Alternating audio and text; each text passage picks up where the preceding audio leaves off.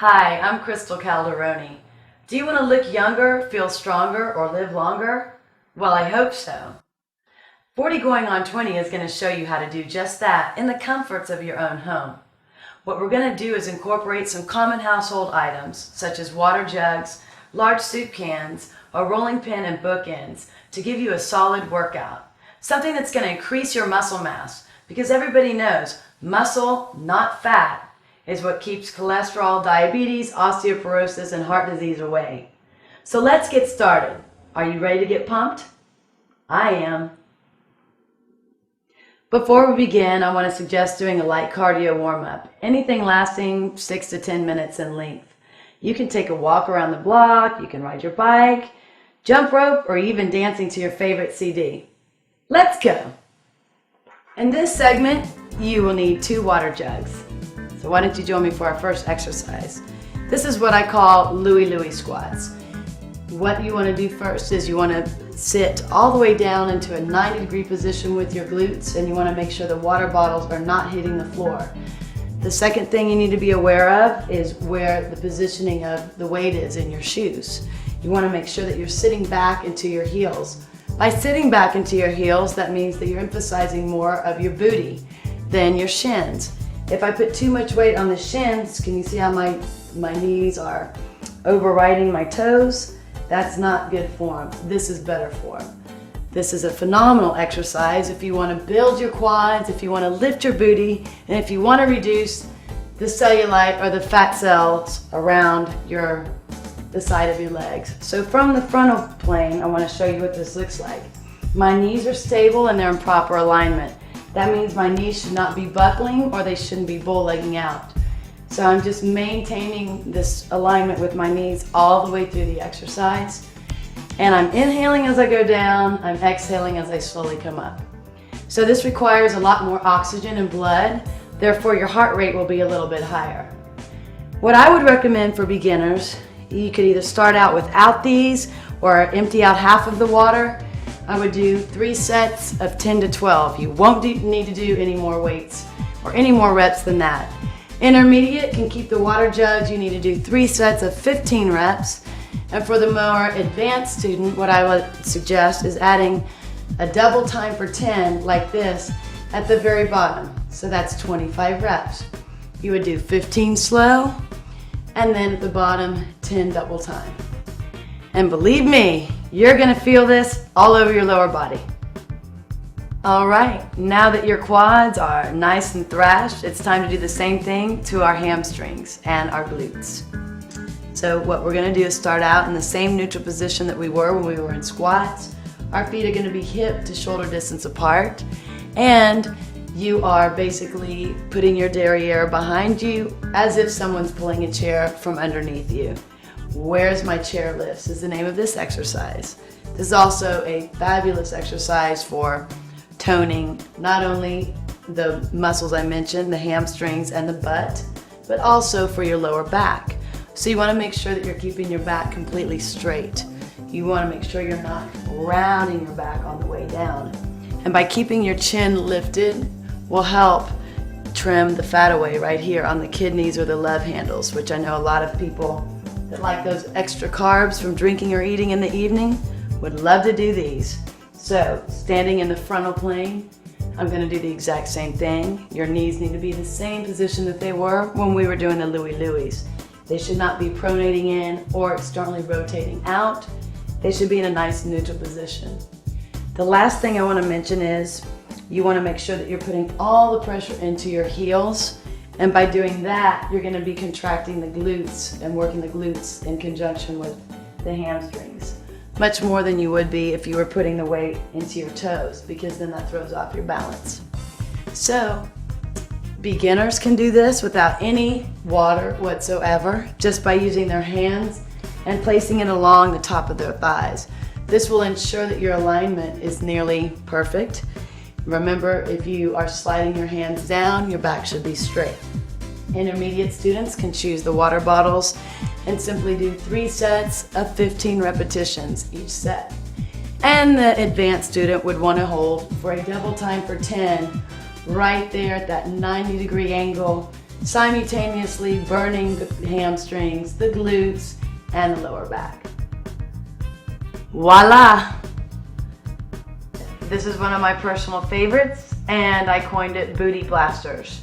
Hence, we're going to start out in a beginner's position, which would mean you can relax on your forearms and elbows. You're going to be positioned in a 4-point stance, just like a cat or a dog. Then you're going to lift one foot up in the air. Make sure that the foot is flexed so that you're driving through the heel towards the ceiling. The exercise is simply this. You're going to bring your knee all the way down without letting it rest on the ground, and then you're slowly pushing up towards the ceiling at a 90-degree angle. And let me tell you, you're going to feel this. So a beginner would start out doing 3 sets of 10 to 12 reps, alternating between both legs.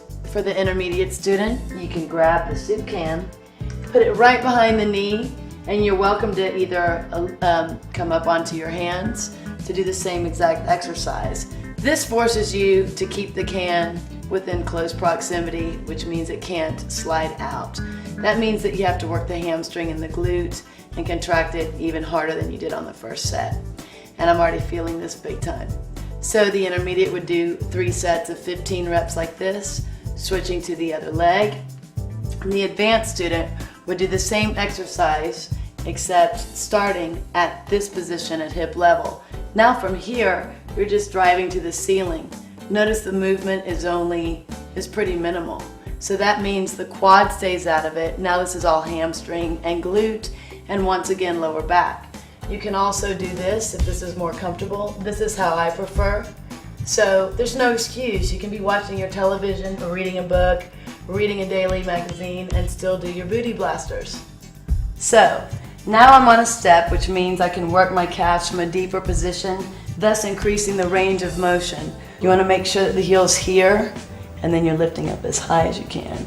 So it's down and up, and then you're going to cup this, lower, lift, lowering and lifting 15 times with a double time for 10. And then we're going to switch to the other side. So if you want to add the water jug, this is when we're going to do that. I'm simply turning my foot out, cupping my right foot behind the left, and then I'm lifting and lowering. And you're trying not to lean so far against the wall, maintaining improper alignment. So by doing this, guess what? However much you weigh is how much weight you're lifting as well. So this really tires out those calf muscles, but it also supports the quads and the hamstrings. So we have symmetry between the upper and the lower legs. And I'm just going to do a little bit of double time because I need to stretch out my calves. They're getting hot. All right. A nice stretch is just simply placing both heels down and savoring that relaxation phase. For the following ab section, you will need a rolling pin. So this is going to replace the ab roller exercise. I call it row the dough. So you're slowly going to lower your body into a V-shaped position and then lift up. You want to make sure you're keeping your core muscles engaged and intact. So I'm inhaling down, exhaling at the top of the motion. For advanced students, this would be the exercise. This is going to be too difficult for beginners to follow, so just be patient. So you're just going down as far as your abs will allow you to go down, and then you're returning back into the same neutral position from whence you began. So I'll show you another version of this that's a little bit more doable. This exercise is more intermediate to beginner level, so you're going to bring your legs up. You want to make sure that you have this little vortex right here so that there's a V shape. Your feet can be pointed or flexed, and all you're going to do is lower your legs down at the same time you're lowering your upper torso. Exhale at the top.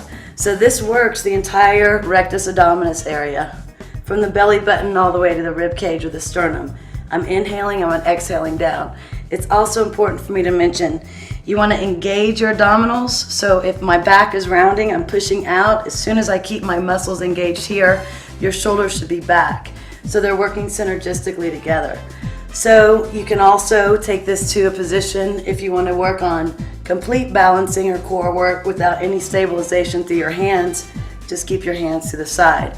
Once again, 3 sets of 15 with a double time for 10 at the top is all you need to have washboard abdominals. But remember to keep something in mind. You can't have really strong abs unless you also have a great diet and you're also including cardiovascular workouts into your system. So today we just did resistance training with a light warm-up, but remember that all 3 aspects are just as important. In order to provide symmetry with our upper and our lower bodies, we're now going to apply the same exact vision that we did to our lower bodies, and we're going to actually exhaust the muscles of the upper body next. So this example can be done anywhere that there's a counter, in the kitchen or maybe any other room that might be useful. The most important thing is you need to slowly lower your chest down so that the middle of your chest is parallel to the exact edge of the counter. If you're too close, you'll notice that you're going to be actually running into your rib cage, and that's really not going to produce the results we want. By the same token, if you're too far away, you'll notice that now my bottom is coming up, I'm not able to keep my abs in, and I'm working my clavicle and my joints, which is really going to hurt. So with all of that in mind, let's start out in the beginner's pose. Your hand should be at 2 right angles or 90-degree angles. We're going to go ahead and start by slowly lowering the chest down and then pushing straight up.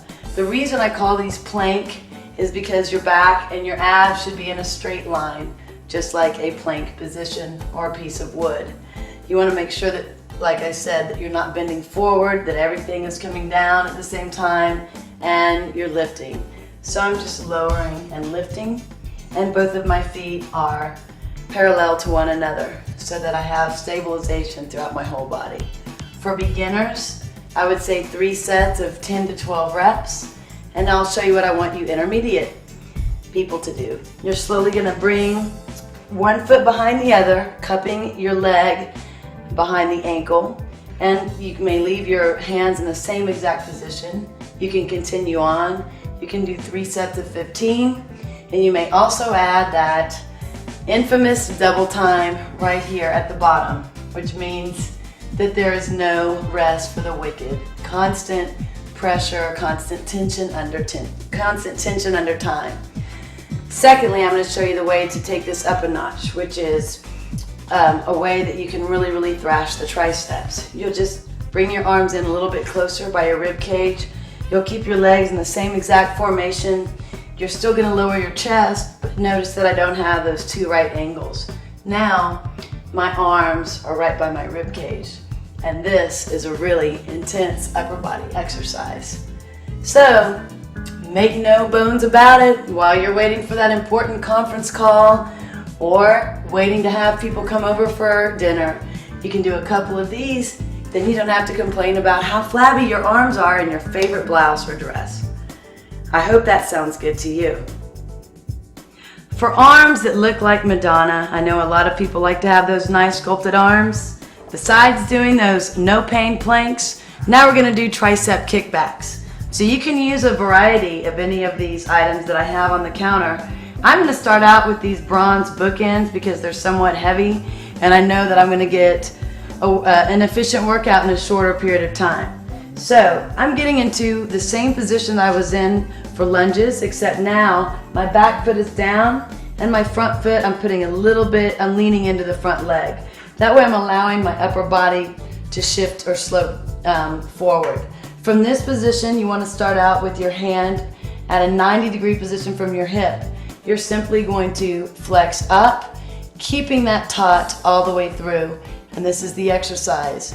So the most important thing about this is you want to have equal tension on the positive, which is the lift, and the negative, which is the down movement.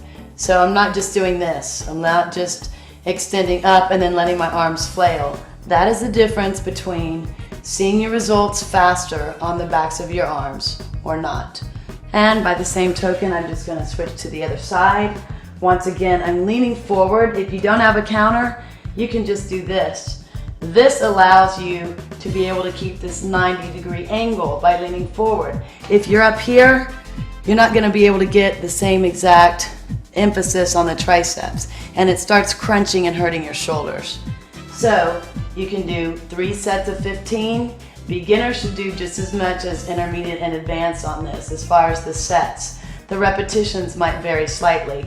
After you finish 15, I like to turn my hands over and then do a little bit of double time like this. And this really tightens that lower unwanted fat. So you may choose whatever you want. These are a little bit lighter, and according to your grip size, whatever feels most stable is the best thing to choose. Repositioning myself, I'm going to use the same objects, except now I have two in my hands. You can use a stability ball. You can use anything that might be more suitable than this bench, but for all common purposes, this is the easiest thing I could find. So now I'm just going to do a basic bicep curl. Most people know how to do biceps. I'm going to add something at the top. This is what I call my 6-point series. I'm going to add shoulder presses. So I'm going to go 1, turn over 2, press above my head 3, slowly lower the weights down 4, untwist 5, down 6. So it's just a 6-point shoulder bicep series. And if you have something that's a little bit shorter to the ground, where one foot is touching the floor, if you elevate one leg off the floor like this, you'll notice that you have to rely once again on those contractile fibers of your abdominals, because now they have to provide the stability rather than sitting against a chair and a counter, which is a lot easier to do. So these are fun, and this is just another way to get those chiseled but fizzled, nice looking lean arms. Now I call these Fonzie curls. So if you ever watched Happy Days, I know that was one of my favorite shows. This is another exercise you can do. Leaning forward on the bench, bracing your elbow against the flesh of your inner thigh. Now you're going to curl the weight that's in your hand to the opposite shoulder. These are called concentration curls because this is the way that you get the biggest pump in the shortest period of time on your biceps. And by the same token, you can just switch your angle. You want to reposition yourself, make sure that that elbow is in the center of the thigh at all times. And so you can continue on the workout doing our 3 sets of 15 reps. Again, if you want to add a little bit of double trouble action is what I call it, you can do that at the top. So it's not that difficult to achieve your dreams. Remember, everything in life takes a little bit of perseverance and a lot of practice, and this is the best way to empower yourself. Nobody can do it for you. You got to take action for yourself. And that's what 40 going on 20 is all about. So I hope you've enjoyed this exercise time and segment with me, because I've had a blast. Can't wait to do more.